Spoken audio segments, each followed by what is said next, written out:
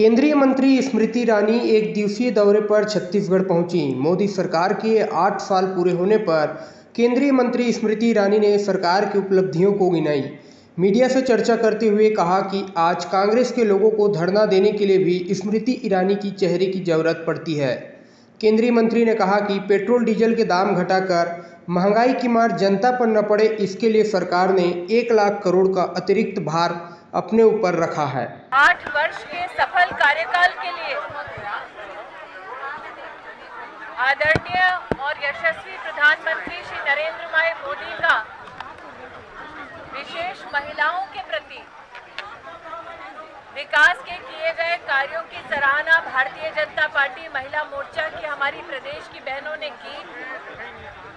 साल 2013-14 में कांग्रेस की सरकार, जिसकी मुखिया सोनिया गांधी जी थी, उस सरकार में मात्र पूरे बजट में 98,000 करोड़ ही देश की महिलाओं के लिए इंगित किया गया।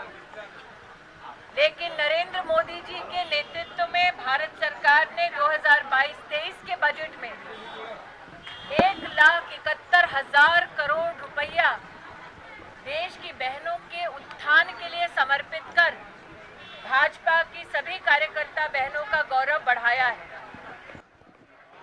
भारत के प्रशासनिक इतिहास में पहली बार इन 8 वर्षों में 25 करोड़ बहनों का बैंक का खाता खुला।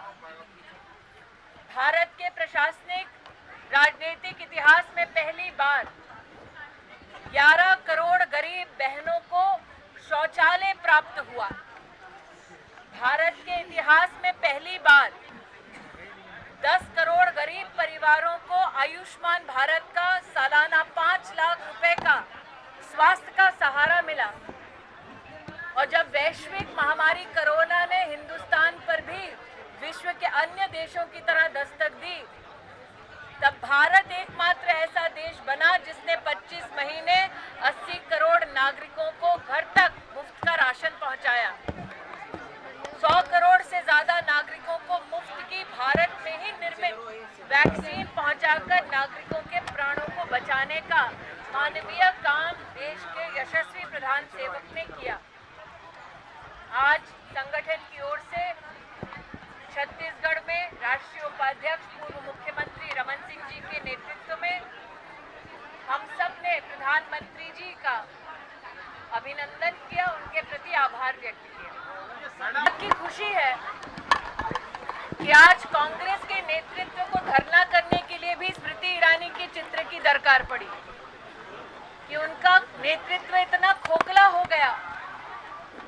चूंकि आधे उनके नेता देश में कब है, विदेश में कब है, शायद ही उनके कार्यकर्ताओं को ज्ञात हो कि आज कांग्रेस को धरना करने के लिए भी स्मृति ईरानी के चित्र की जरूरत पड़ती है। लेकिन जब राजनीतिक चरित्र देखें तो ये सत्य है कि पेट्रोल में 9 रुपए, डीजल में 7 रुपए घटाकर महंगाई का भार जनता पर ना पड़े, इसलिए 1 लाख करोड़ का बोझ माननीय प्रधानमंत्री जी ने स्वयं भारत की सरकार पर रखा। प्रति सिलेंडर 200 रुपए कम। उज्ज्वला की जितनी लाभार्थी बहनें हैं उनको भी ये वरदान भारत सरकार ने दिया। भारत सरकार बार बार, चाहे वो मुफ्त की वैक्सीन हो, मुफ्त राशन हो, अथवा 1 लाख करोड़ का डीजल पेट्रोल का दाम करके भार अपने सर पे लेना, ये मानवीय काम राष्ट्रहित में करती रहती है।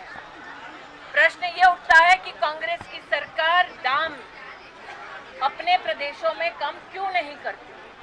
मैं इतना ही कहना चाहती हूँ, 50 साल तक अमेठी में मिल्कियत रही एक खानदान की, और उसका परिणाम ये है कि 2014 से पहले अमेठी में 80% घरों में बिजली नहीं थी। आलम ये था कि 80% घरों में शौचालय नहीं था। आलम ये था कि अमेठी में कलेक्टर का ऑफिस तक नहीं था। आलम ये कि राहुल गांधी विश्व का भ्रमण करते और अमेठी का पहला पासपोर्ट केंद्र नरेंद्र मोदी और सुषमा स्वराज ने बनाया। और इसी के कारण आज स्थिति ये है कि जो गांधी खानदान का गढ़ रहता था, विधानसभा के चुनाव में 5 विधानसभा में से 4 विधानसभा में कांग्रेस पार्टी की जमानत जब्त हुई।